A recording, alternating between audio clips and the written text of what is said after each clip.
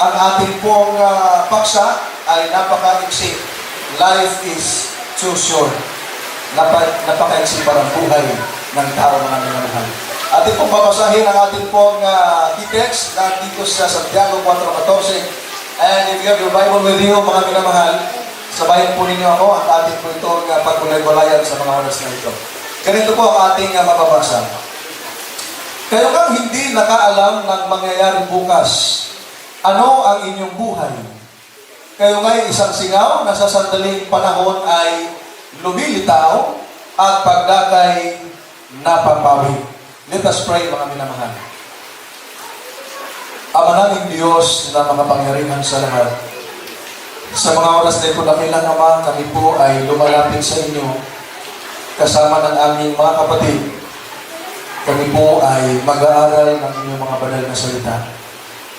Buksan po ninyo ang aming mga puso't isipan. Tulungan po ninyo ang bawat isa sa amin na makafocus sa pakikinig at pag-aaral ng inyong mga banal na salita. At ito nawa ay maging pakinabang sa bawat isa sa amin. Maging pagpapala at higit sa lahat ay mamuhay kami ayon sa mga salita inyo pong ipagkabot sa amin sa mga oras na ito. Ang banal na Espiritu ang manguna sa amin, ang maggabay sa amin at magtuturo sa buong katotohanan sa pangalan po ng aming Panginoong Yesus. Amen. Alam niyo, mga minamahal na mga kapatid, ang inyong iglesia, kung kayo ay nakaranas ng paghihina, no, dahil kunti lang, mga kapatid, ay huwag kayong mag-alala. No? Dahil kahit wala yung grupo namin, wala kayong mga bisita, patuloy yung kasigasigan. Dahil ang sabi ni Mrs. White, yung mga upuan na walang nakaupo, mga anghel ang nakaupo dyan. Sabi na ni Kristo, mga minamahal na mga kapatid, 2 o 3 na nagkatipon sa aking pangalan, naroon ako sa gitna nila, mga kapatid. I still remember when I was in college, mga kapatid. Before kasi ako nag-aral ng pagka-ministro, ay nag-layman po ako sa Masbate. I'm from Masbate. Meron pong church doon, mga kapatid, na pinapatayo. Kami po doon ang unang nag-crusade. First time ko mag-crusade nung ako po ay nag-layman. Pero hindi pa totally layman ako noon kasi nag-aral din ako ng public school. Pinapatayo ang iglesia doon, mga kapatid. At naglilingkod po ang inyong lingkod doon kasi after mag-crusade, kailangan i-nurture. First time na magkaroon ng crusade, may nabautismuhan na 7 families sa biyaya ng Panginoon. Nasa 30 plus ang nabautismuhan. At ang ginagawa namin doon, mga kapatid ko, para patuloy at manatili ang katatagan ng mga kapatid, ay nagkaroon kami ng worship gabi-gabi sa tahanan ng bawat kapatid. Okay? May yun ang ginagawa sa tahanan ng mga kapatid. Talagang hindi lang busog sa physical, kasi talagang may kainan, no? Laging may kumbira, mga kapatid. Ay busog sa spiritual dahil kanya-kanyang tuka, mga kapatid. No? May nakatuka sa mga bawat gawain. Kaya nanatiling matatag yung mga kapatid sa iglesia. Noong pong inyong lingkod ay napunta sa Nagagyo, sa Bicol, noong po ako nag-aral, ay tumawag yung head elder doon, at ang head elder doon ay ugod-ugod na. No? Mahirap na humakbang, pero head elder pa rin kasi siya pinakamatanda, mga kapatid. Ang sabi niya ay nanghina ang mga kapatid, hindi na sumasamba pag Miyerkules. No? Wala nang pagtitipon sa loob ng bahay-sambahan. Bakit? Kasi nasanay nung nandun ako. Kaya nga, paalala ko, kahit wala yung inyong pastor, walang layman, basta nagkatipon kayo, nariyan ang Panginoon. Ang nangyari, mga kapatid, hindi na sila nagtitipon sa bahay-sambahan kapag Miyerkules at Biyernes, mga kapatid. One time, ito pong elder na ito, ay naglakad siya, Miyerkules ng hapon, galing sa kanya mga bakahan. Habang siya naglalakad, mga kapatid, napadaan siya doon sa simbahan natin.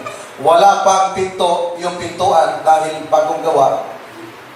Nakita niya, yung aking inupuan, nakaupo ako doon, pero ako'y nasa Bicol, mga kapatid.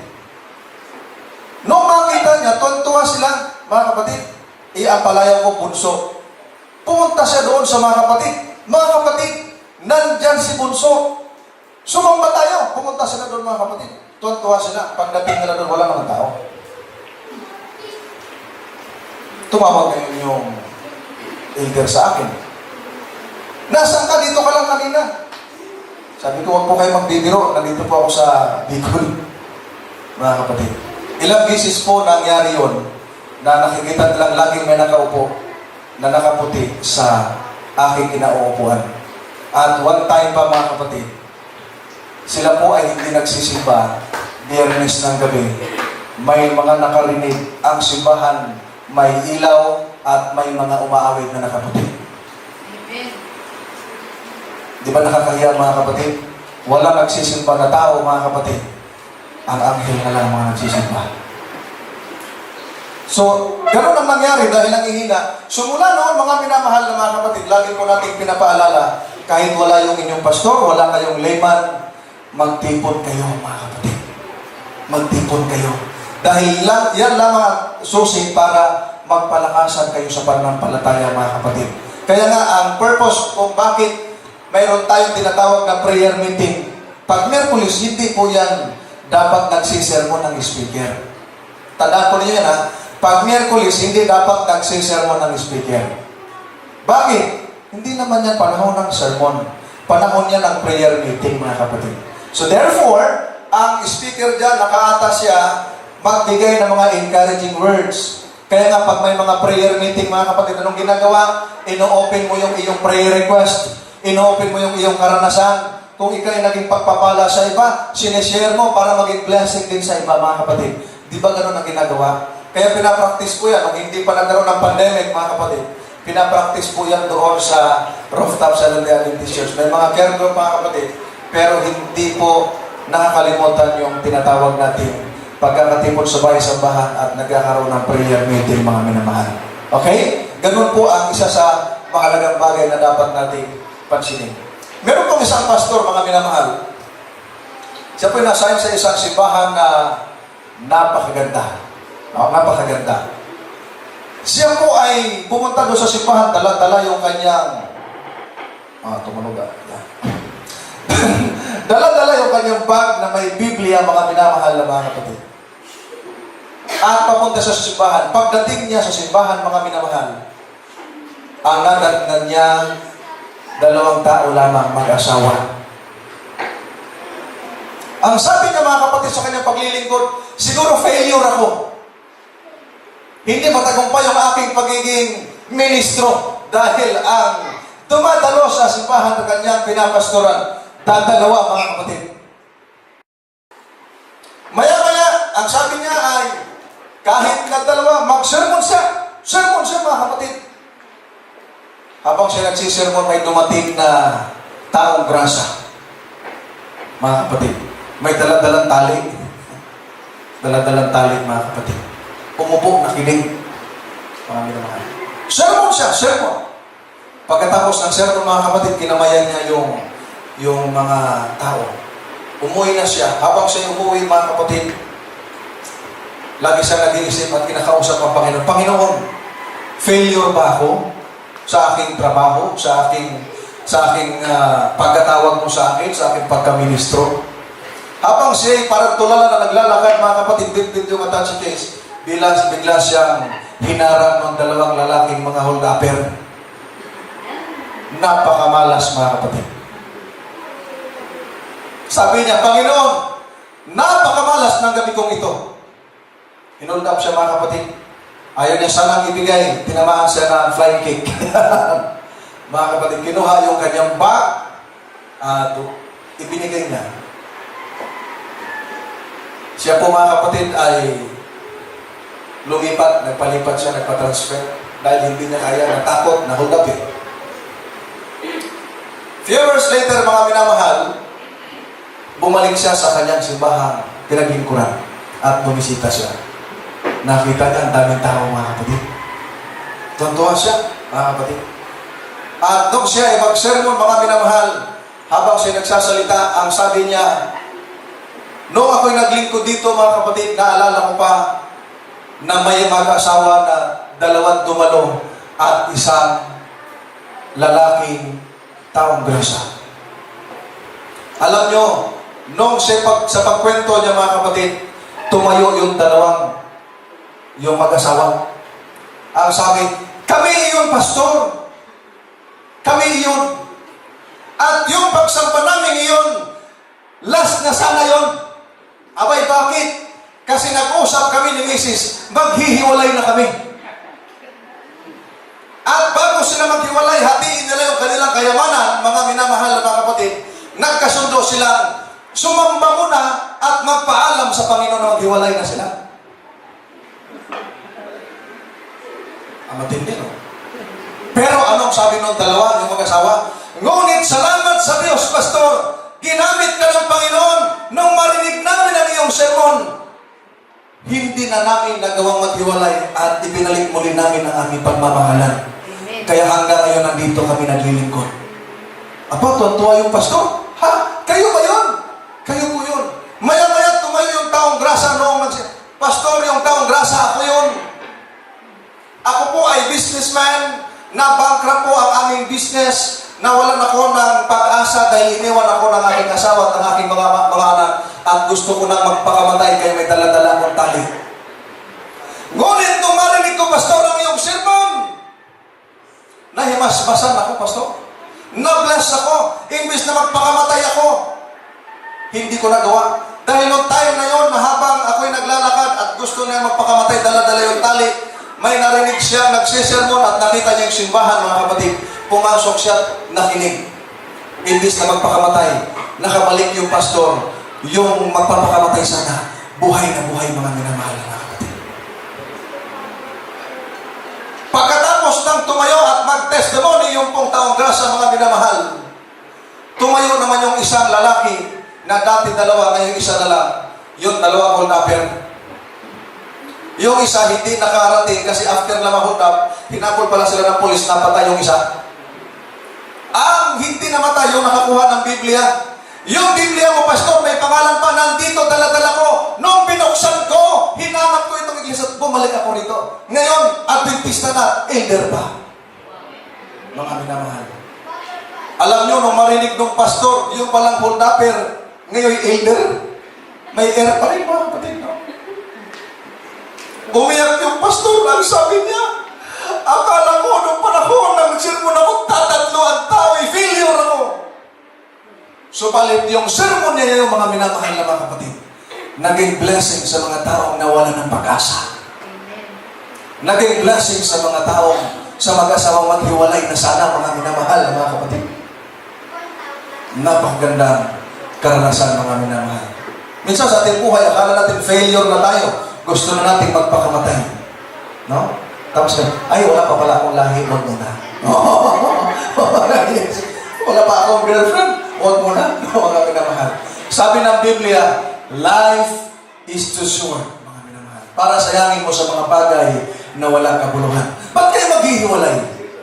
No? Mabuti na lang, napakinggan ang sermon. Ba't ka magpapakamatay? Mga minamahal na mga kapatid. Alam nyo, pagka tumitingin kayo ngayon sa Facebook, kami, pagka nagsoswipe kami, ang sabi ni Ate Terry, nung kami nagkwentuhan, nung namatay si tatay ko, ako hindi na ako masyado nag-Facebook. Abay, bakit Ate Terry?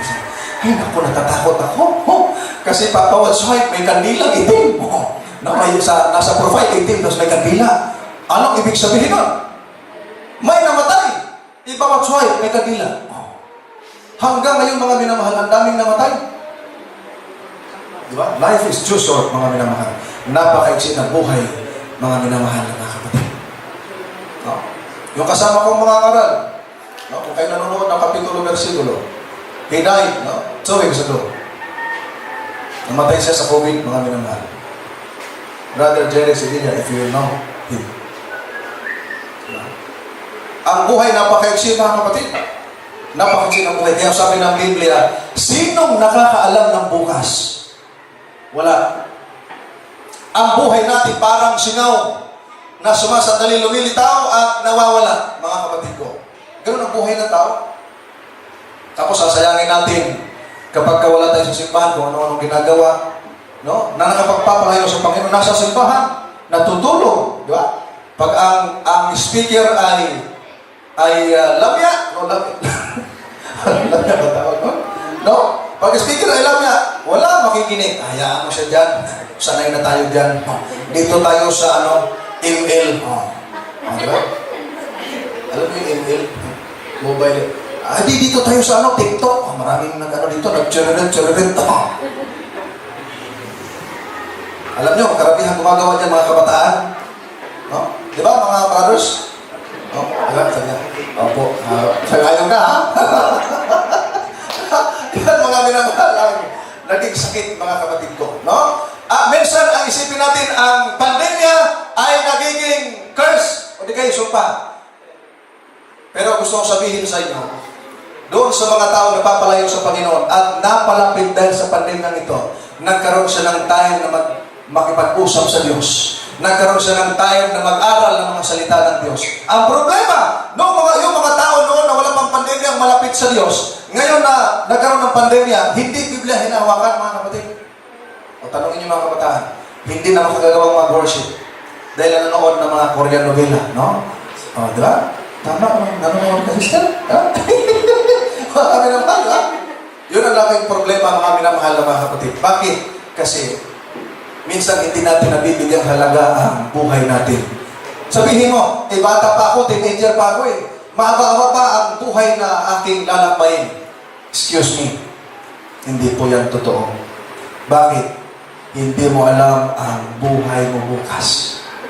Merong natulog mga kapatid, pagising na patay na siya.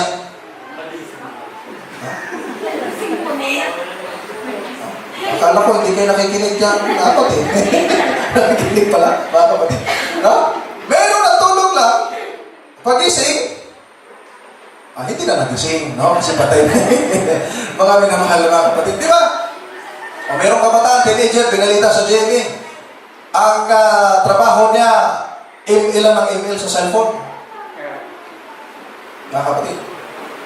Hindi na nakain. Dahil sa email pala, na-found out natin mga kapatid, yan pala ay bitag ni Satanas. Hindi na makain, pasma. Tapos lahat ng radiation sa cellphone na-absorb ng mata niya.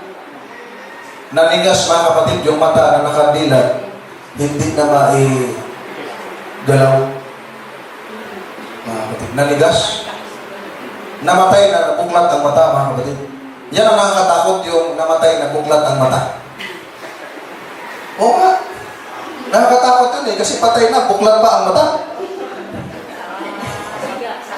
Nagsiga ba? No? Mga kapatid? Di ba yun ang malaking problema mga kapatid? Bakit? Kasi ang time niya imbis na sa Panginoon, doon sa cellphone. Alam nyo, pagka na-addict ka dyan mga kapatid, mapapariwara ang buhay mo. Mapapalayo ang relasyon mo kay Kristo, mga minamahal mga kapatid. No? Tapos pag may namatay ngayon, sasabihin ng nanay, ay, mahal na mahal kita. Tapos dahil sa pagmamahal mo sa anak mo, pinabayaan mo. Ano ang kasalanan? O, diba mga kapatid? Yan ang malaking problema mga minamahal mga kapatid. No? Pag may mahal sa buhay na namatay, nako, binibilhan ng mga mamahaling bulaklak. No? Iba't ibang kulay, puti, orange, blue, pink, iba't ibang kulay ng bulaklak. Binibilhan ng magandang damit. Pero nung buhay pa, tanging pera, biling short, walang pera! Pambili lumot, wala ang pera! Nung namatay, ay, bilang natin itong tag-10,000, itong 20,000. Dahil hindi ito nakatikip nung buhay pa. Ang tanong, na-appreciate ba yun? O hindi na-appreciate mga minamahal ng mga kapatid. O sa mag-asawa. O sino yung mga asawa rito, taas kamay. O, nahiya pa yung iba. Siguro may kabit. Kayo bang mga taas ka kamay sa mga babaeng may mga bana? Taas kamay. Mga babae may mga bana. Yan. Tanong ko sa inyo. Ha?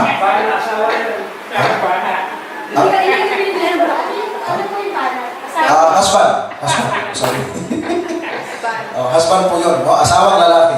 Yung mga asawang babae, taas kamay, asawang babae. Ayan. Tanong ko sa inyo. Mula nung kayo ay nag-asawa. Ha? Hindi ka pa nabigyan ng bulaklak? Yung bili. Ha? Hindi ka pa nabilihan? Hindi na ako sa tanim ng mata. Pastilan. No? Sino sa inyo ang nabigyan ng bulaklak na talaga nag-effort yung mister ninyo? Sir, nanay, meron? Nanay, wala. Wagin ang tao. Kuripot. Ikaw, sister? Ha? Valentine star palang binigay. Pero bulaklak, wala, no? Mga kapatid. Di ba? Nandoon pala sa Valentine's card na nitriluin yung bulaklak. May heart pa na bulaklak. Mga kapatid. O dito banda, nakareceive ka na ng bulaklak, Sister Ning? Aba, proud husband, Brother Rafi, ha? Ikaw, Sister Nessa, malapit na. Mayroon, nakareceive. Ha? Motor ang ibinigay. Na may bulaklak. Ako sure ako, si Sister Ate Terry naka-receive ng bulaklak sa Ate Terry. Alam niyo ba nung naka-receive siya ng bulaklak, iyak siya nang iyak sa tuwa. Sabi niya, first time ko to! Ang laki ng bulaklak, mga kapatid. No? Last December, kailan ngayon? Kaya Darren? 2020, di ba? Doon kami sa, sinurprise namin sa Ate Terry. Ang birthday kasi ni Ate Terry, December 9. Si Kuya ay December 1, ano? Yan. At ang celebration doon kami sa mansion nila, doon sa bahay nila sa Nueva Ecija. At talagang pinaghandaan ni Kuya, mga kapatid. Hinaralan namin, mga minamahal. Sir, may magtatanong ako. Mamaya na po, kasi mamaya na. Usap tayo mamaya. Oo. Yan, no. Ang nangyari, mga minamahal, hinaralan namin. At nung hinaralan namin, mga kapatid, ay sinurprise siya ni Kuya. Pwedeng nakuha bulaklak, mga kapatid. No? Ang laki ng bulaklak. No? Hindi ko alam kung naiyak siya titiri sa tuwa o sa bigat ng bulaklak na dala-dala niya. First time, mga kapatid. At natutuwa tayo kapag yung husband, no? Ay nagbibigay halaga sa misis. Amen. At Yes, ma'am. ang tawag yan mga kabataan ay sana all. Nanay. Diba? Sana all. May ganun mga pinamahal mga kapatid. Ang iba kasi, hindi bulaklak binibigay.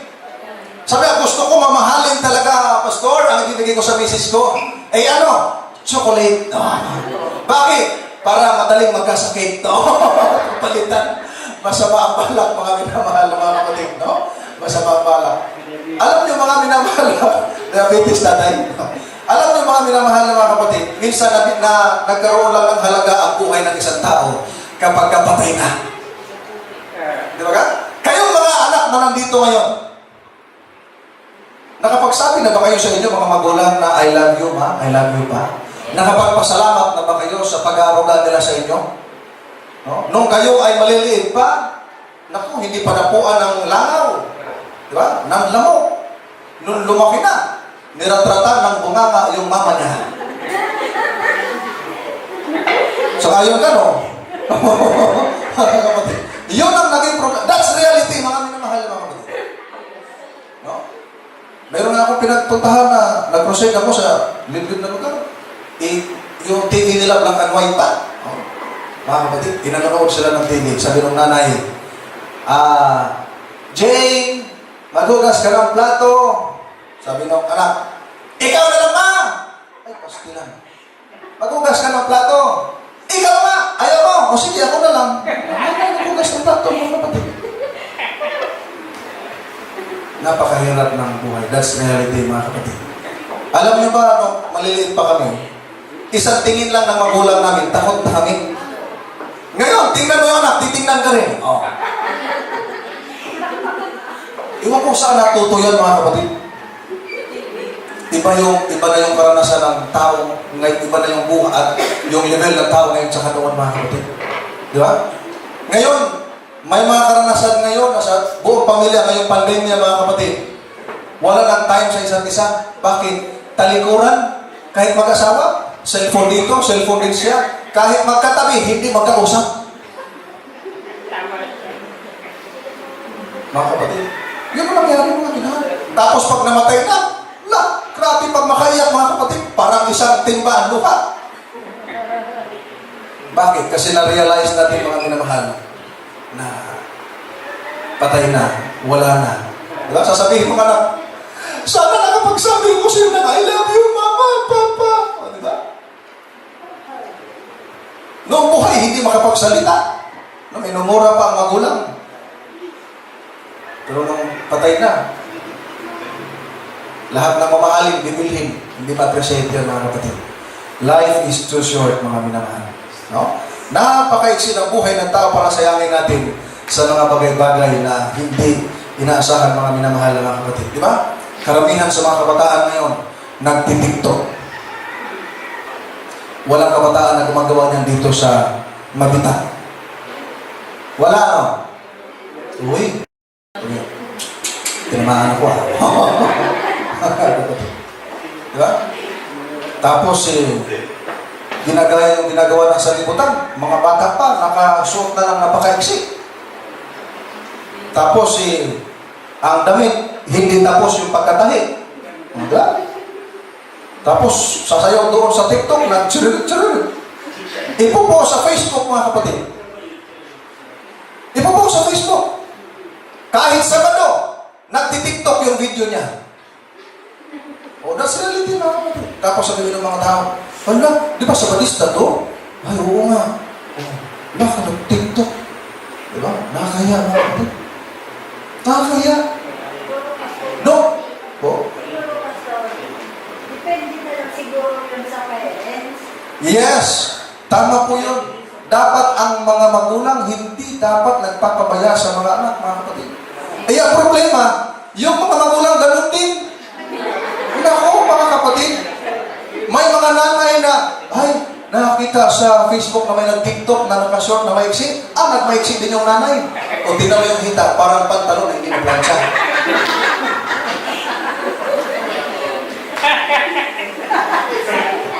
Yan ang reality sa buhay, mga minamahal na mga kapatid. Life is too short para gawin natin yung mga bagay na yun. Ang tanong, nakapag-TikTok ka na, nakapanalangin ka ba? Nagbigay ba ng pagluwalhati sa Diyos yung pag-TikTok mo? Oh, habang sumasayaw ka sa TikTok, Panginoon, para sa iyo ito, Panginoon. Sana nawalhati ka. Kung ako district pastor, disiplina ko kagad. Mga kapatid. No? Ayan ang reality, mga minamahal na mga kapatid ko. Life is too short para lagi kang galit sa mundo. Diba, may mga tao na talagang laging high blood. Kausapin mo, laging galit. No? Parang walang kaibigan, puro kaaway sa libutan, mga kapatid. No? Kahit naghapisapat, hapisapat. No? Galit pa rin ang mukha. No? Pero i-consider niyo yung nilikha siya, galit talaga ang mukha niya. No? Nakangiti na pero galit pa rin. Kaya niyo yun? Hindi ko kaya yun, mga kapatid. Napakahirap, mga kapatid. No? Dapat i-consider natin yung mga bagay na yun sa salibutan, mga kapatid ko. Alam niyo, mayroong isang anak na dalagita. No? Sabihin lang natin kasi edad ni Neneng. Sa sobrang busy ng nanay at tatay niya, walang pakialam sa kanya, parang itinagwel na siya. Yung lola niya na siya po ay kakampi niya nung araw, inaaway na rin niya. Inaaway na rin siya, mga kapatid. Feeling niya sa sarili niya, walang nagmamahal sa kanya sa loob ng bahay. Alam niyo, lumaya siya, mga kapatid. Lumaya siya. Nung lumaya siya, mga kapatid, naglakad-lakad siya doon sa lansangan. Nakita siya ng isang matanda na taong grasa. Ang sabi ng matandang lalaki, ikaw ba, Ining, ay wala rin tahanan? Kasi naglalakad siya na parang wala sa mundo. Ang sabi nung dalagita, meron po.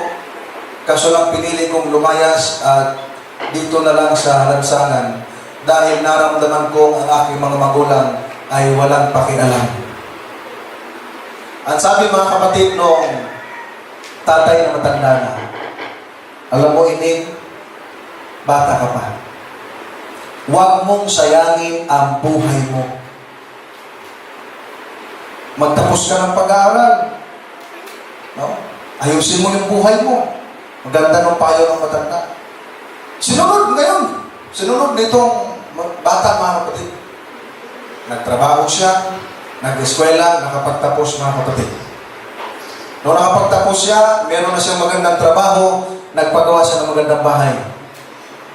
Noong nakapagawa na siya ng magandang bahay, binalikan niya yung tatay, mga kapatid. At sabi niya sa tatay, tayo, tumira ka doon sa bahay ko. Kasi, tuwa siya na yung tatay na yun, ay binigyan siya ng nag-encourage siya, mga kapatid. No? Pinalakas yung loob niya. Dahil huwag sayangin ang buhay, maiksi lang niya ang buhay sa mundo para sayangin mo rito. Eh, ako matanda na. Hindi na tumira ang tatay, mga kapatid, at dinadalhan niya ng pagkain doon sa lansangan. One time, no, siya pumunta doon sa lansangan, dala-dala yung pagkain para sa tatay. Wala na doon yung tatay sa lagi niyang pinagtatambayan. Hinanap niya, hindi niya makita. Tinanong siya nung isang tao na napadaan, yung bang tatay, yung matanda dito, hinahanap mo? Opo kuya, niya, sabi niya. Ay, patay na po. Patay na. Siya mga kapatid ay umiyak. At sa kabilang banda ay nagpasalamat siya. Dahil kung hindi niya natagpuan yung tatay na yon, hindi maging maayos muli ang kanyang buhay. Bakit? Kasi naramdaman niya sa tatay, mabuti pa yung hindi niya kilala, taong grasa pa, nagmalasakit sa kanya. Pero yung pamilya hindi mga minamahal ng mga kapatid. Yan ang reality sa buhay mga minamahal ng mga kapatid. No? Minsan, mas pinahalagahan pa natin yung ibang tao kaysa pamilya natin. May mga taong ganun, mga kapatid ko. May mga taong ganun. Kaya huwag natin sayangin, mga kapatid ko. Kaya nga, sabi nito, mga kapatid ko, ni Pastor Derek Morris, ang president sa atin pong Hope Channel International, ang sabi niya, don't wait for a more convenient time to tell your loved ones how precious they are to you. Diba? Huwag kang maghintay na sa tamang panahon o gusto mo sa ganitong panahon mo sasabihin kung gaano kahalaga ang pamilya mo sa iyo. Ang magulang mo, ang mga kapatid mo, ang mahal mo sa buhay. Ang sabi nito mga kapatid, do it today. Gawin mo ito ngayon. Bakit? Kasi ang sabi niya, tomorrow is not guaranteed. Hindi ka sigurado sa bukas. And if tomorrow comes, tell them again. Kung meron pang kinabukasan, pagkagising mo, mayroon kang ulit buhay at lakas, sabihin mo ulit sa iyong mga magulang, mga minamahal na mga kapatid. No? Sabihin mo ulit sa iyong mga magulang. Ngayon, kung ating titingnan ang reality sa ating buhay ng mga minamahal na mga kapatid, marami ngayon na mga kabataan na pariwara dahil una, hindi nakikinig sa payo ng mga magulang. Kahit anong mayroon ako nasasakyan na ganyan, kahit anong payo ng magulang, hindi sumusunod. Napapariwara ang buhay mga minamahal na mga kapatid.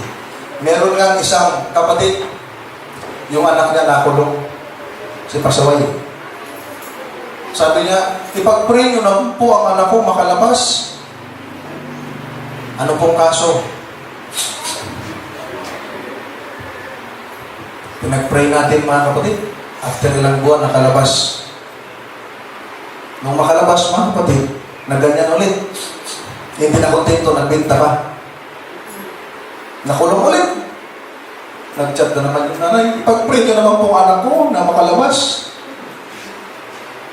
Alam nyo, nakalabas ulit mga kapatid. Sinabihan ng pulis, huwag ka na magpapahuli na ganyan ka, di ka na bilang na lang ang araw mo. Hindi pa rin nakinig mga kapatid. Nagbabalot pa ng pangganyan sa harapan pa ng nanay habang pinapayuhan ng nanay. Sige mga minamahal. That's reality mga kapatid. At totoong karanasan po yun mga kapatid. Di ba napakasaklap? Pagka hindi mo pinahalagahan ang payo ng nanay mo na ikabubuti sa iyo, mapapahamak buhay mo mga kapatid. No? Mapapahamak buhay mo. Merong magtatay. Ito napakagandang kwento nito mga kapatid. Ito magtatay na ito, may pera siya. Sabi ng anak, tay, gusto ko nung sasakyan, ng kotse. Sabi ng tatay, sige anak, sa birthday mo. Ganda, no? Ang regalo ng tatay niya sa kanya, ay sasakyan. Ito ang tuwa, no? Bibihira lang magkakaroon ng sasakyan. May pera sila. Ang tagal niyang hindi binigyan mga kapatid. Noong karawan na, unang birthday na, tuwan-tuwa siya, nakabalot yung may box na nakabalot na regalo ng tatay niya. Ina-expect niya na yung ang laman noon ay susi. Kasi regalo sa kanya eh. Nung kanyang bubuksan na tuwan-tuwa siya mga kapatid, pagbukas niya ang laman mga kapatid, Biblia. Imbis na matuwa siya, biglang nagbago ang reaksyon niya, nagalit mga kapatid. Ang in-expect niyang susi ng sasakyan, Biblia pala ang laman. Sa galit niya, hinambalos niya ang Biblia mga kapatid. At tinapo niya. Napunta sa sulok ng kanilang bahay. Umalis siya at hindi na muli nagpakita sa tatay niya. Sa galit niya mga kapatid. Yung tatay niya tawag ng tawag sa kanya, nasaan ka na? Bumalik ka na. Hindi niya sinasagot. Nagte-text, hindi niya nire-replyan. Lumipas ang mga buwan, mga kapatid ko. Nabalitaan niya yung tatay niya namatay. Alam niyo ano kinamatay?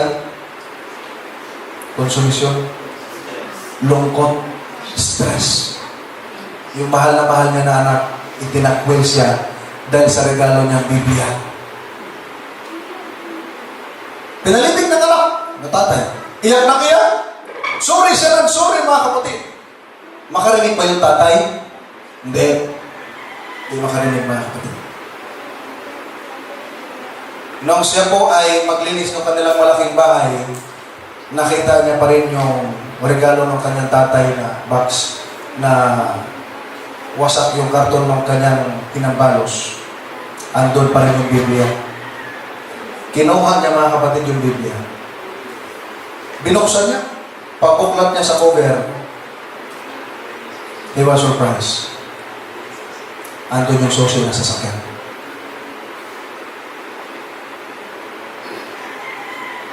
Sising-sisi siya, mga kapatid, sa kanyang ginawa.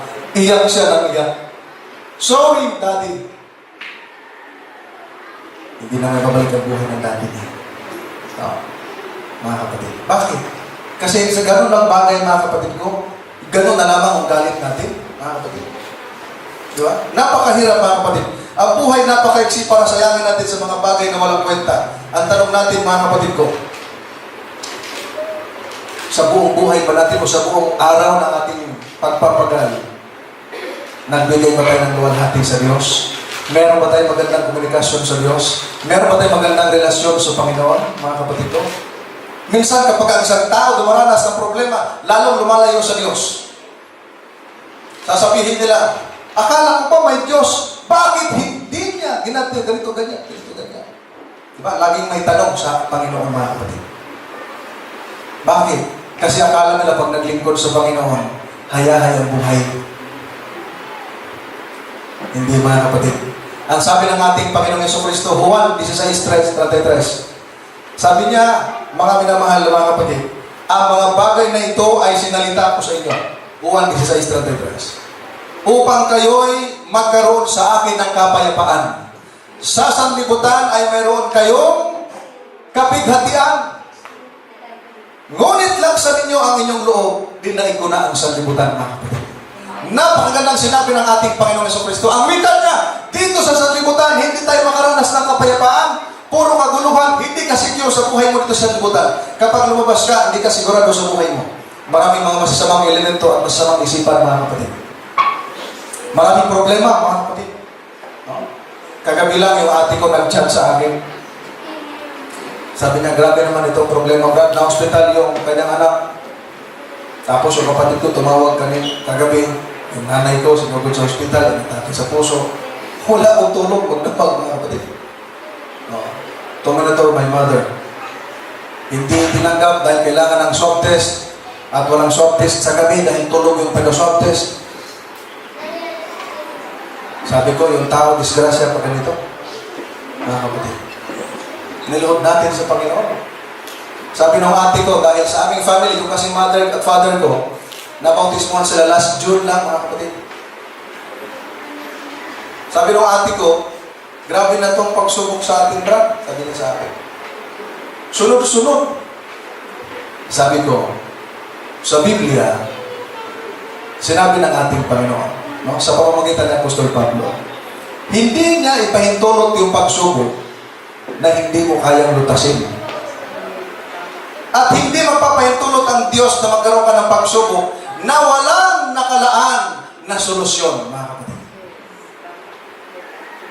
Ganon ang ating Panginoon. Kaya sabi ko sa ate ko, yung ate ko kasi, siya na lang hindi Adventist. Sabi ko sa kanya, ang tanging solusyon yan, prayer. Prayer at solusyon. Dito sa sanlibutan, puro problema naranasin natin, mga kapatid. Noong June, bago na-bautismuhan yung parents ko, nag-crusade kami sa rooftop. Third night ng crusade namin, yung nanay ko inatake. Mga kapatid. Inatake yung nanay ko. No? At ayon pa sa mga tao roon, talagang nawala na ng buhay mga kapatid. No? Wala nang malay. Bago mag-crusade, iyak ako ng iyak mga kapatid. No? Dahil mahal na mahal ko yung nanay ko. At mahal na mahal ako ng nanay ko. Alam niyo yung tatay ko kasi, malakas yun sa sigarilyo dati, tinigil niya. Tapos yung inom, hindi niya matigil-tigil. Habang siya ay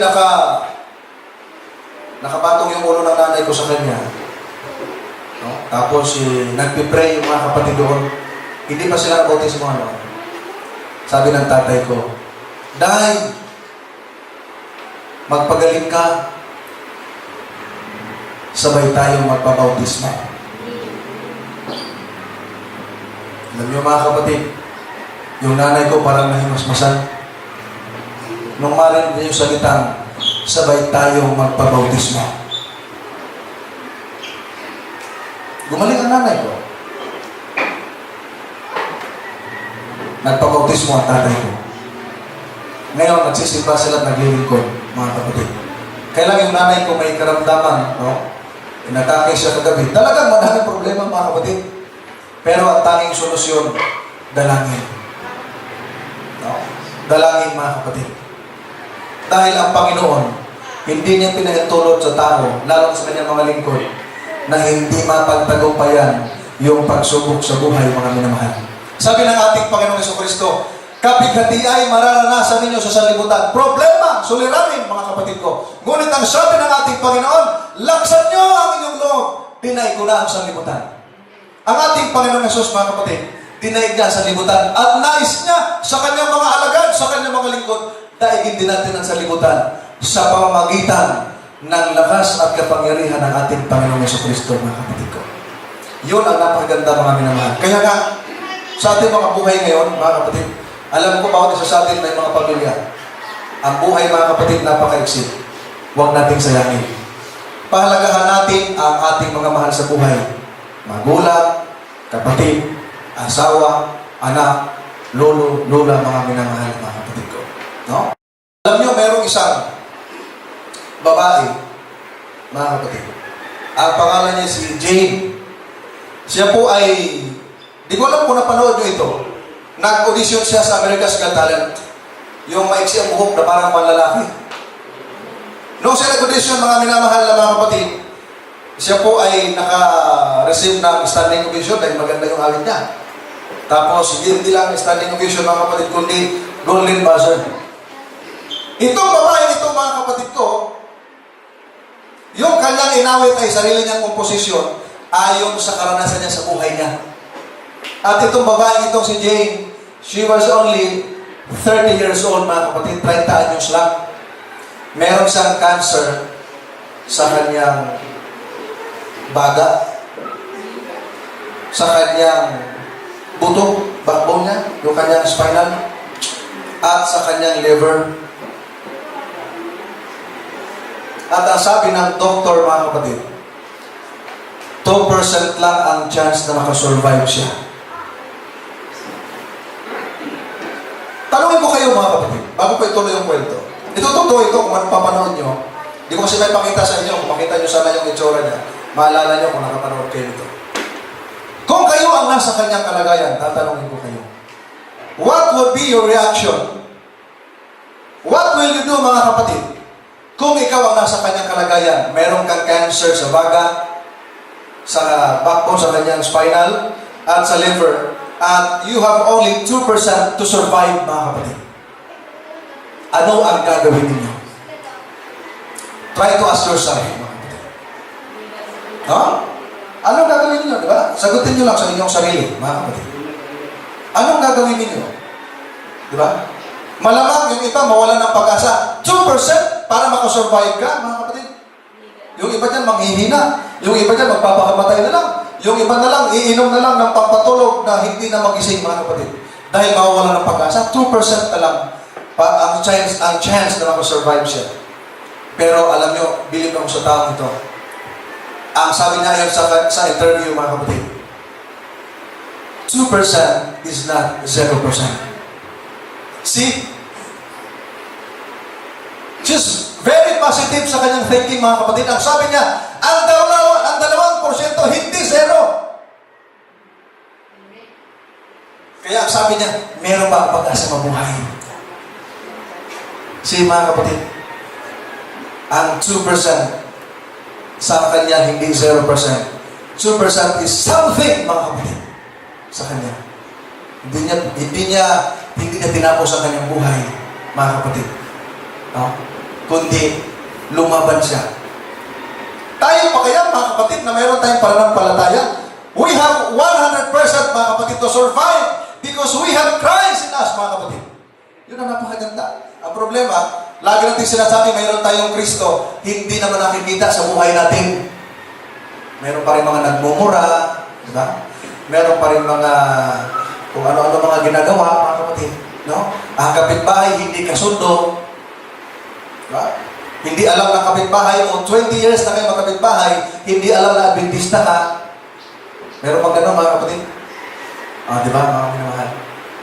Dapat hindi natin sinasayang ang ating buhay, mga minamahal na mga kapatid ko. Ang ating Panginoon, hindi siya nangako ng kaligayahan dito sa salibutan. Hindi siya nangako ng marami ang buhay. Ang tanging ipinangako ng ating Panginoon, walang hanggang buhay. Only if you survive, mga kapatid. Sabi nga ng ating Panginoong Jesucristo, ang magtiis hanggang sa wakas, maliligtas, mga kapatid.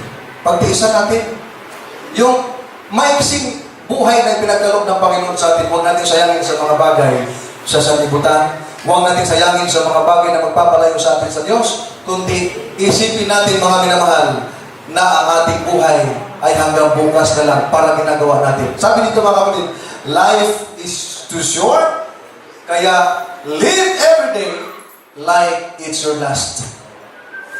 Bakit? Kasi nagagawa ko mga bagay na ito pag ganito, mga minamahal na mga kapatid. No, lagi natin tatandaan ang ating Panginoon, nangako siya ng buhay na walang hanggan.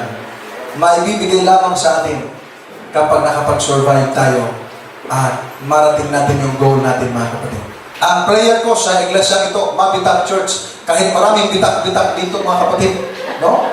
Na bawat lakad mo may tumutunog, mga kapatid, no? Ay ang ating pananampalataya buo pa rin. Amen! Yun ang mahalaga, mga kapatid, no? Kahit bitak-bitak tatay. No? Si Kuya, sabi, uy, naku, huwag pa lang kapatid. Pero ang mahalaga, ang ating pananampalataya at relasyon sa Panginoon, buo. Yun ang tanging susi, mga kapatid.